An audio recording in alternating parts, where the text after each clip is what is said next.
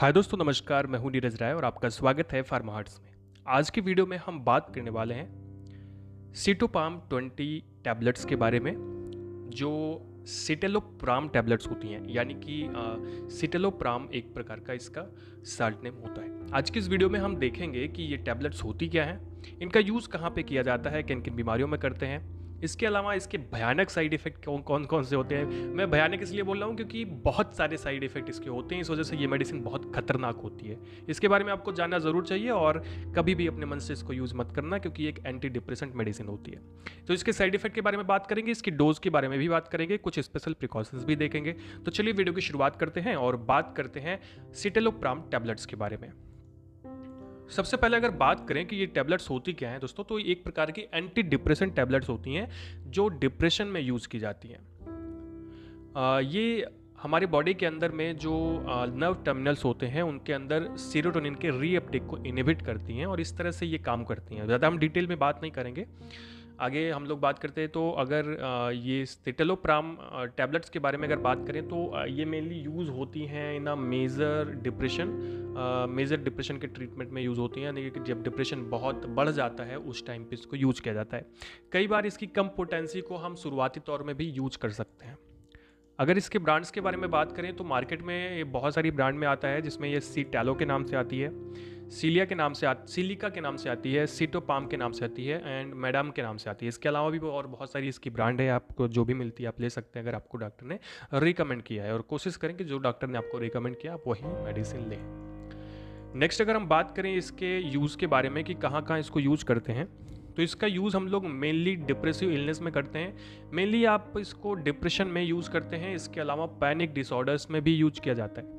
देखो, panic disorders का मतलब होता है कि ऐसी कंडीशन जब आपको पैनिक अटैक आता है बार बार, तो उस कंडीशन को हम लोग पैनिक डिसऑर्डर्स बोलते हैं। जिसमें अचानक से हो सकता है आपको घबराहट होने लगती है, आपका बीपी लो हो जाता है। इसके अलावा आपको डर, अजीब सा डर लगने लगता है। ये सारे लक्षण होते हैं पैनिक डिसऑर्डर्स के।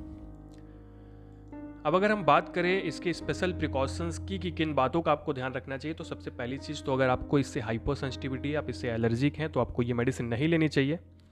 इसके अलावा अगर आप माओ इनहिबिटर ले रहे हैं तो माओ इनहिबिटर के साथ में ये मेडिसिन नहीं ली जाती है, एंटी डिप्रेशन नहीं ली जाती है। यानी मोनोअमीन ऑक्सीडेज इनहिबिटर के साथ में ये मेडिसिन नहीं ली जाती। जैसे सेलेजलिन होता है तो उसके साथ में ये मेडिसिन नहीं ले सकते हैं। इसके अलावा प्रेगनेंसी और लैक्टेशन में ये कॉन्ट्राइंडिकेटेड होती हैं, तो बिल्कुल भी नहीं लेना है।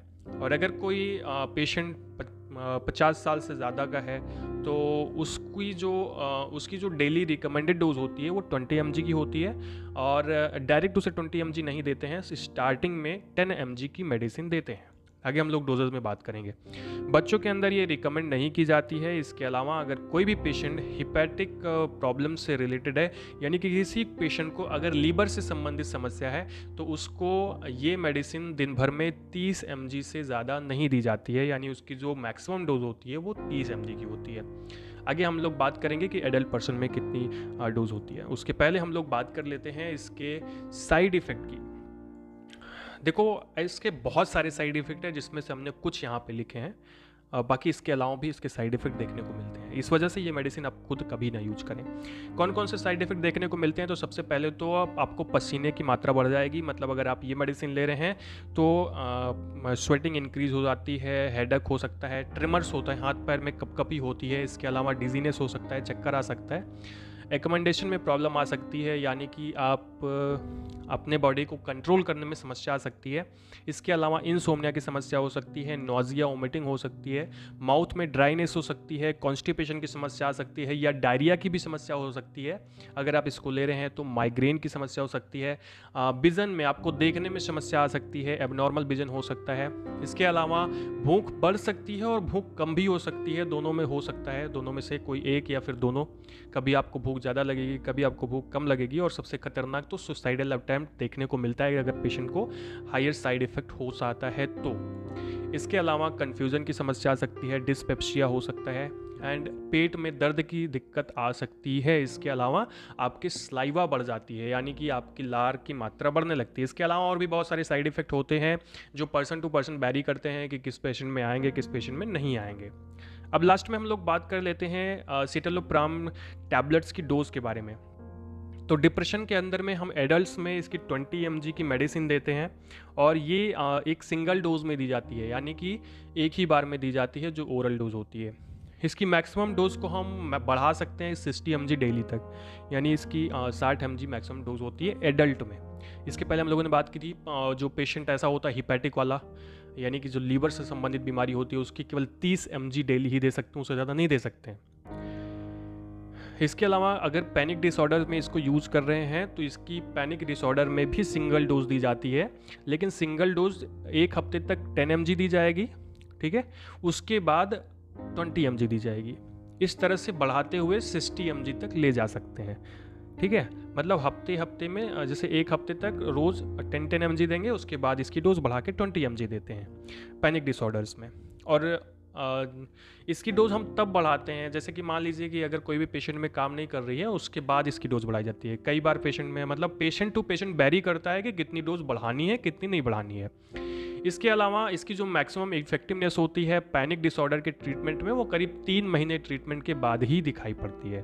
तो इसकी दवा लंबी चलती है, इसी वजह से इसके ज़्यादा साइड इफेक्ट आपको देखने को मिलते हैं। तो दोस्तों ये था आज का वीडियो जिसमें हम लोगों ने बात की इस टैबलेट के बारे में। आपको बता दें कि बिना डॉक्टर के प्रिस्क्रिप्शन के आप मेडिसिन ना लें और डॉक्टर के प्रिस्क्रिप्शन को ही फॉलो करें, जिससे आपको कोई बहुत ज़्यादा साइड इफेक्ट देखने को ना मिले, क्योंकि उसी हिसाब से डॉक्टर आपको आपकी जांच करते हैं और आपको मेडिसिन देते हैं। तो दोस्तों ये वीडियो आपको इन्फॉर्मेटिव लगा हो, अच्छा लगा हो तो चैनल को सब्सक्राइब कर दीजिएगा, वीडियो को लाइक कर दीजिएगा, दोस्तों के पास जरूर शेयर करिएगा और हमें इंस्टाग्राम पर फॉलो कर सकते हैं। इसके अलावा हमारे हेल्थ मुकेश चैनल को भी सब्सक्राइब कर सकते हैं। पूरा वीडियो देखने के लिए बहुत बहुत धन्यवाद।